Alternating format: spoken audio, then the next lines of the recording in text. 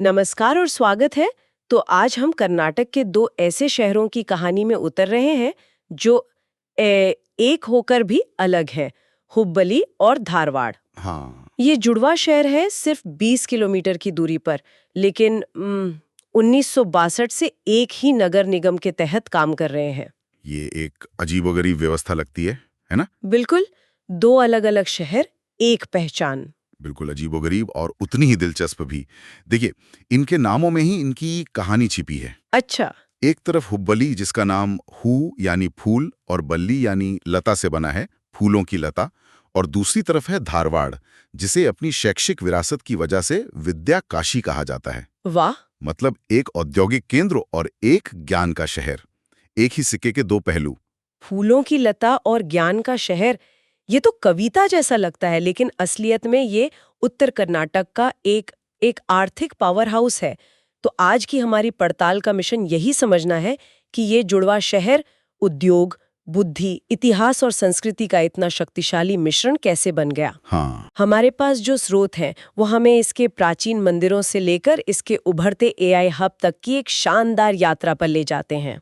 और यही इसका सबसे आकर्षक पहलू है, ये देखना कि एक ही प्रशासनिक इकाई दो इतने अलग अलग चरित्रों को कैसे संभालती है, और क्या ये दोनों हमेशा एक दूसरे का साथ देते हैं या कभी-कभी इनमें टकराव भी होता है। तो चलिए सबसे पहले इसकी नींव को समझते हैं, इसके इतिहास को। स्रोत बताते हैं कि इसकी जड़ें बहुत गहरी हैं, चालुक्य वंश तक जाती हैं। हाँ, अगर आपको इसकी गहराई देखनी है तो सबसे अच्छा उदाहरण है उनकल का चंद्रमौलेश्वर मंदिर। सोचिए, ये 900 साल पुराना है। और ये कोई साधारण मंदिर नहीं है। इसकी वास्तुकला तो होयसला शैली से भी पुरानी मानी जाती है। अच्छा। इसकी सबसे बड़ी खासियत है इसका चतुर्मुख लिंग, यानी चार मुख वाला शिवलिंग, हर दिशा में एक मुख। और पत्थर पर जो बारीक नक्काशी है वो उस दौर की इंजीनियरिंग और कला का क्या कहते हैं बेजोड़ नमूना है। कपास, शोरा, लोहा, सब कुछ यहां से गुजरता था। लेकिन फिर कहानी में एक दिलचस्प मोड़ आता है। 17वीं सदी में ब्रिटिश ईस्ट इंडिया कंपनी यहाँ एक फैक्ट्री लगाती है। मतलब ये कोई शांत व्यापारिक कस्बा नहीं था, ये उस वक्त की बड़ी ताकतों के रडार पर था। बिल्कुल, और इसी वजह से ये सत्ता के संघर्ष का मैदान भी बना। 1673 में शिवाजी महाराज ने इस पर हमला किया और ब्रिटिश फैक्ट्री को लूट लिया। हाँ, इसने यहाँ मराठा प्रभाव की नींव रखी। और इसके बाद तो मुगल, मराठा, हैदर अली और टीपू सुल्तान सबके बीच ये क्षेत्र हाथ बदलता रहा। ये शहर हमेशा से एक स्ट्रैटेजिक लोकेशन रहा है। लेकिन एक घटना ने इस शहर की किस्मत हमेशा के लिए तय कर दी। 1880 में ब्रिटिशों ने यहाँ एक विशाल रेलवे वर्कशॉप की स्थापना की। हाँ, ये गेम चेंजर था। लेकिन एक मिनट, मुझे समझना है, एक रेलवे वर्कशॉप मतलब बस एक बड़ी फैक्ट्री है ना, वो पूरे शहर का चरित्र कैसे बदल सकती है? ये एक बहुत अच्छा सवाल है। देखिए, वो सिर्फ एक फैक्ट्री नहीं थी, वो अपने साथ एक पूरा इकोसिस्टम लेकर आई। उसने यहाँ एक इंजीनियरिंग माइंडसेट पैदा किया। Engineering mindset. हाँ, हजारों कुशल कारीगर, इंजीनियर और तकनीशियन यहाँ आकर बसे। शहर की अर्थव्यवस्था पूरी तरह से मैकेनिकल इंजीनियरिंग और भारी उद्योग पर आधारित हो गई। इसने शहर के डीएनए में इंजीनियरिंग को कोड कर दिया। अरे वाह। और इसी एक वर्कशॉप ने हुब्बली और धारवाड़ के रास्ते हमेशा के लिए अलग कर दिए। हुब्बली बन गया औद्योगिक शहर और धारवाड़ बना रहा प्रशासनिक और शैक्षिक केंद्र। वाह, मतलब आज भी जो हुब्बली का औद्योगिक चरित्र है, उसकी जड़ें 140 साल पुरानी उस एक वर्कशॉप में है। कमाल है। बिल्कुल। लेकिन आजादी के बाद का इतिहास भी कम नाटकीय नहीं है, खासकर ईदगाह मैदान का विवाद। हमारे स्रोत बताते हैं कि ये एक बहुत लंबा और जटिल मामला था। हाँ, ये जमीन 1921 में अंजुमन इस्लाम को 999 साल के पट्टे पर दी गई थी। दशकों तक सब ठीक रहा, लेकिन 1990 के दशक में यहाँ राष्ट्रीय ध्वज फहराने को लेकर विवाद शुरू हुआ। और वो फिर 1994 में हिंसक हो गया और एक राष्ट्रीय राजनीतिक मुद्दा बन गया। सही कहा। यह दिखाता है कि कैसे एक स्थानीय मुद्दा राष्ट्रीय चेतना का हिस्सा बन सकता है।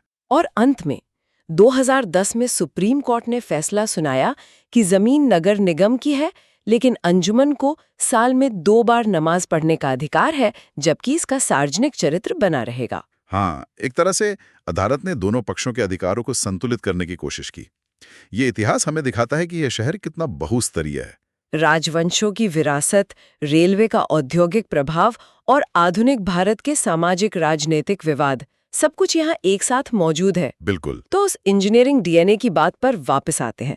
मुझे लगता है कि इसका सीधा संबंध शहर की आज की अर्थव्यवस्था से है, और यहाँ एक ऐसा तथ्य है जिसने मुझे सच में चौंका दिया। कौन सा? तो हुबली को भारत की वाल्व राजधानी कहा जाता है।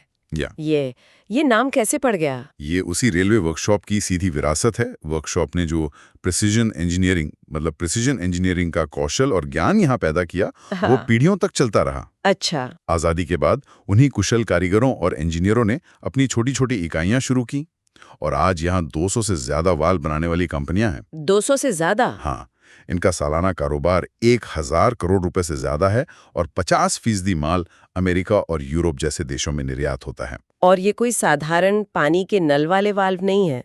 नहीं, बिल्कुल नहीं।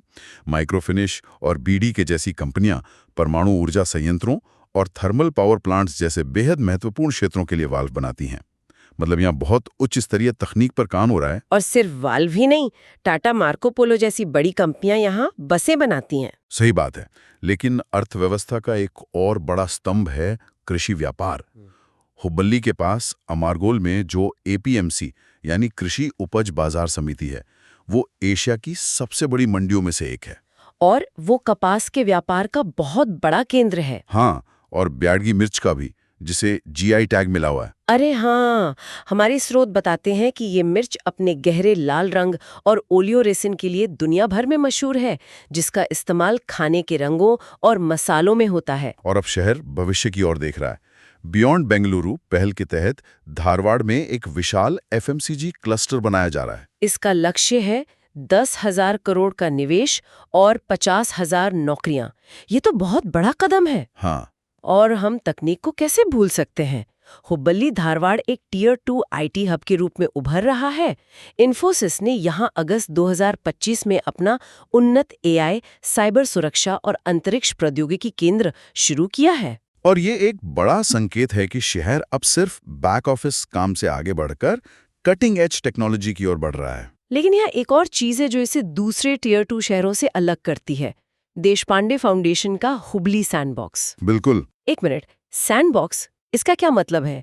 क्या ये सिर्फ एक और स्टार्टअप इंक्यूबेटर नहीं है जो अगला फेसबुक या गूगल बनाने की कोशिश कर रहा हो? नहीं, यही इसका अनोखापन है। इसका मकसद अगला फेसबुक बनाना नहीं है। इसका मकसद है स्थानीय और ग्रामीण समस्याओं के लिए समाधान खोजना, जिन्हें बड़े पैमाने पर लागू किए जा सके। अच्छा। जैसे एक छोटे किसान की मदद कैसे की जाए, या ग्रामीण स्वास्थ्य सेवाओं को कैसे बेहतर बनाया जाए। ये समस्या समाधान पर केंद्रित है, सिर्फ मुनाफा पर नहीं। वाह, इसने सैकड़ों ऐसे उद्यमों को जन्म दिया है जो जमीनी स्तर पर बदलाव ला रहे हैं। ये तो वाकई बहुत प्रभावशाली है। उद्योग, तकनीक और सामाजिक नवाचार की इतनी बातें करने के बाद ये भूलना आसान है कि इस शहर की एक और आत्मा है जो धारवाड़ में बसती है। हाँ। चलिए अब ज्ञान, संगीत और स्वाद की दुनिया में चलते हैं। हाँ, अब हम विद्याकाशी की बात कर रहे हैं। धारवाड़ हमेशा से शिक्षा का केंद्र रहा है, और आज ये आईआईटी और आईआईटी जैसे राष्ट्रीय संस्थानों का घर है। आईआईटी धारवाड़ का कैंपस ग्रीन और स्मार्ट है। और आईआईटी धारवाड़ में क्वांटम एआई और कंप्यूटिंग पर एक उत्कृष्टता केंद्र को मंजूरी मिली है। ये भविष्य की तकनीक है। और इन नए संस्थानों के साथ साथ कर्नाटक विश्वविद्यालय जैसे पुराने स्तंभ भी हैं। लेकिन धारवाड़ की असली पहचान, उसकी आत्मा तो संगीत में है। सही कहा। इसे हिंदुस्तानी शास्त्रीय संगीत की किराना घराने का गढ़ कहा जाता है। कहते हैं कि यहाँ की मिट्टी में संगीत है। और ये सिर्फ कहने की बात नहीं है। आप नामों की सूची देखिए। भारत रत्न भीमसेन जोशी, गंगूबाई हंगल, मल्लिकार्जुन मंसूर, सवाई गंधर्व, ये सब हिंदुस्तानी संगीत के शिखर पुरुष और महिलाएं थीं। और ये सब इसी मिट्टी से निकले थे। वीके गोकक और गिरीश कर्नाड धारवाड़ से जुड़े थे। ये तो अविश्वसनीय है। एक ही शहर से इतनी प्रतिभा। बिल्कुल। ये शहर दिखाता है कि उद्योग और कला एक साथ फल फूल सकते हैं। हुबली अगर शरीर है तो धारवाड़ उसकी आत्मा है। ठीक है, इतनी बौद्धिक और सांस्कृतिक बातों के बाद अब मेरे पसंदीदा विषय पर आते हैं, खाना। और यहाँ का स्वाद भी अनोखा है। सबसे पहले धारवाड़ पेड़ा। हाँ, इसकी एक कहानी है ना? हाँ, ये जीआई टैग वाली मिठाई है। कहानी 19वीं सदी में उत्तर प्रदेश के उन्नाव से आए ठाकुर परिवार से शुरू होती है। वे यहाँ आकर बस गए और उन्होंने ये पेड़ा बनाना शुरू किया। और कहा जाता है कि इसका अनोखा स्वाद स्थानीय धारवाड़ी भैंसों के दूध से आता है। बिल्कुल। जिसमें वसा की मात्रा ज्यादा होती है। और अगर कुछ तीखा और मसालेदार चाहिए तो सावजी भोजन है। मैंने इसके बारे में पढ़ा है कि ये बहुत तीखा होता है। और मैं आपको बता दूं, जब वे कहते हैं तीखा तो उनका मतलब सच में तीखा होता है। अच्छा, मतलब कमजोर दिल वालों के लिए नहीं है। बिल्कुल नहीं। सावजी समुदाय मूल रूप से बुनकर थे और उनका मटन करी, जिसे वे घर जैसी खानावालियों में परोसते हैं, बेहद प्रसिद्ध है। और हुब्बल्ली का स्ट्रीट फूड भी है गिरमिट, जो मुरमुरे से बनता है, और मिर्ची बज्जी। तो यहाँ हर तरह के स्वाद के लिए कुछ न कुछ है। सही कहा। अब बात करते हैं आधुनिक चमत्कारों की, जहां ये शहर भविष्य की ओर छलांग लगा रहा है। सबसे पहले तो रेलवे प्लेटफॉर्म। मार्च 2023 में हुब्बल्ली जंक्शन पर दुनिया के सबसे लंबे रेलवे प्लेटफॉर्म का उद्घाटन हुआ। इसकी लंबाई 1507 मीटर है, यानी 1.5 किलोमीटर। हाँ, 1.5 किलोमीटर। मुझे तो ये कल्पना करना भी मुश्किल लग रहा है। इतने लंबे प्लेटफॉर्म की जरूरत क्या है? इसकी जरूरत परिचालन क्षमता बढ़ाने के लिए है। अब स्टेशन पर एक साथ 2 लंबी ट्रेनें खड़ी हो सकती हैं, जिससे ट्रेनों को बिना इंतजार कराए आगे भेजा जा सकता है। और ये गिनीज वर्ल्ड रिकॉर्ड भी है, जो शहर के लिए गर्व की बात है। बिल्कुल। और कनेक्टिविटी में एक और बड़ा नाम है वंदे भारत एक्सप्रेस।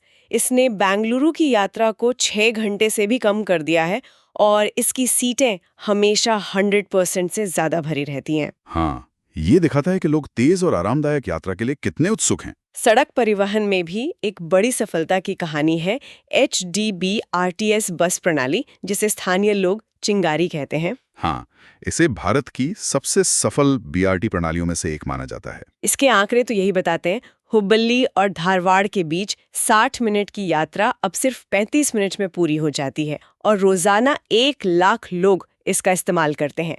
लेकिन हमारे स्रोतों में एक चुनौती का भी जिक्र है। हाँ, और ये एक क्लासिक शहरी संघर्ष है ना।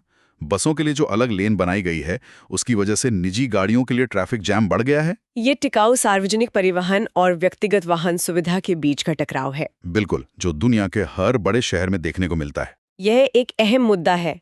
और अंत में हवाई अड्डा, जिसे 2026 तक अंतर्राष्ट्रीय बनाने का लक्ष्य है। हाँ, इससे यहाँ के उद्योगों और कृषि उत्पादों को सीधे दुनिया के बाजारों तक पहुँचने में मदद मिलेगी।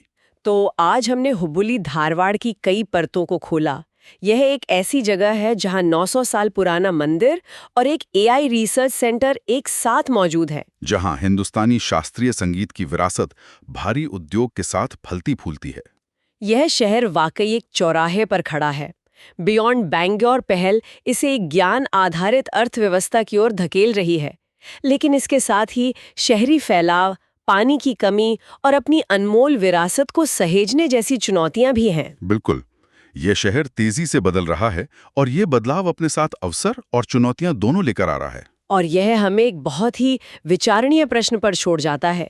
जैसे जैसे हुब्बल्ली धारवाड़ बियॉन्ड बैंगलोर की राह पर आगे बढ़ रहा है, क्या ये शहरी विकास का एक नया संतुलित मॉडल बना पाएगा, जो विरासत को उच्च तकनीक के साथ जोड़ता हो? या फिर ये भी उन्हीं चुनौतियों में फंस जाएगा जिन्होंने भारत के दूसरे बड़े महानगरों को परेशान कर रखा है? इसका जवाब तो भविष्य ही देगा।